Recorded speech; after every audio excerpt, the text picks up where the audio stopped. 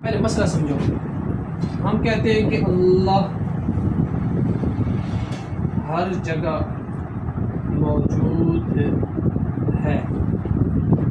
یہ مسلمان اس کا یہ عقیدہ ہے کہ اللہ ہر جگہ موجود ہے.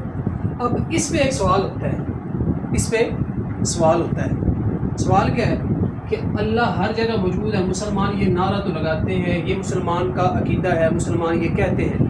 اس میں یہ سوال ہوتا ہے کہ جس جگہ پہ اب ہم کھڑے ہیں، کوئی سوال کر سکتا ہے نا، کوئی سوال کر سکتا ہے کہ اللہ جو موجود ہے وہ ہمیں نظر کیوں نہیں آ رہا، یا اللہ تمہارا اتنا ہے کہ وہ تمہارے کمرے میں آ سکتا ہے.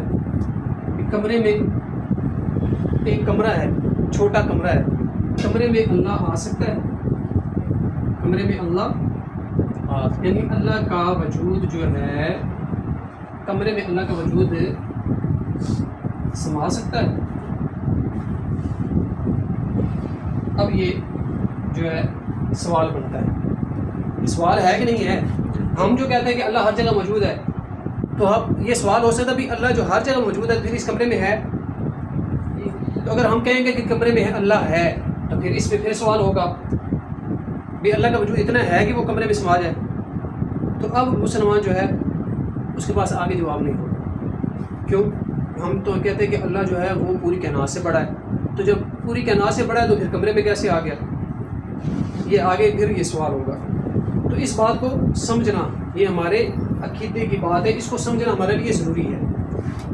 اللہ ہر جگہ موجود ہے یہ ہم نے کہہ دیا، لیکن اللہ ہر جگہ میں سما جاتا ہے یہ ہمارا عقیدہ نہیں ہے. یہ یاد رکھنا، اللہ ہر جگہ میں سما جاتا ہے یہ ہم مسلمان کا عقیدہ نہیں ہے.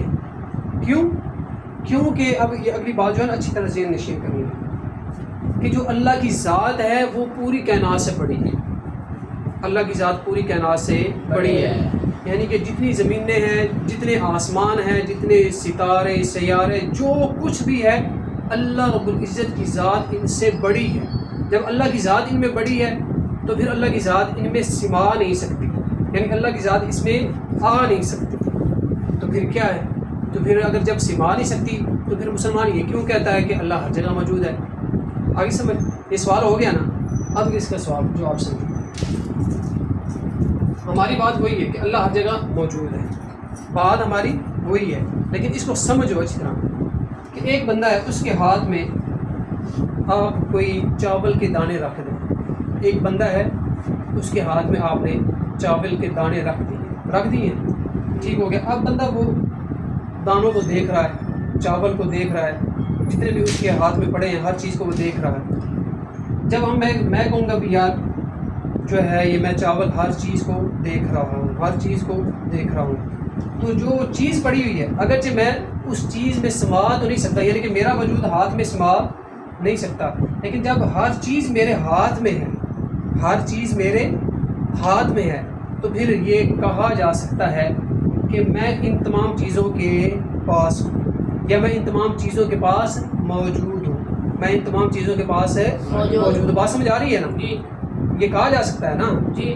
تو اسی طرح بالکل اسی طرح کہ اللہ رب العزت کی ذات جو ہے وہ بے انتہا بڑی ہے، اور اللہ کی جتنی بھی مخلوقات ہیں اللہ کی ذات کے برابر ایسے ہی ہے کہ جیسے کسی انسان کے ہاتھ میں چند جو ہیں وہ چاول کے دانے رکھے.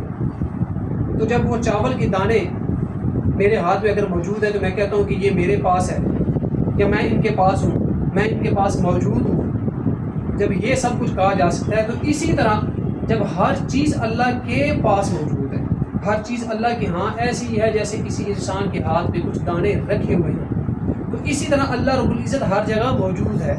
یعنی اپنے وجود کے اعتبار سے اللہ رب العزت ہر چیز کو دیکھ رہا ہے، ہر چیز اللہ کے گویا کے ہاتھ میں ہے، اللہ کے ہاتھ میں ہے.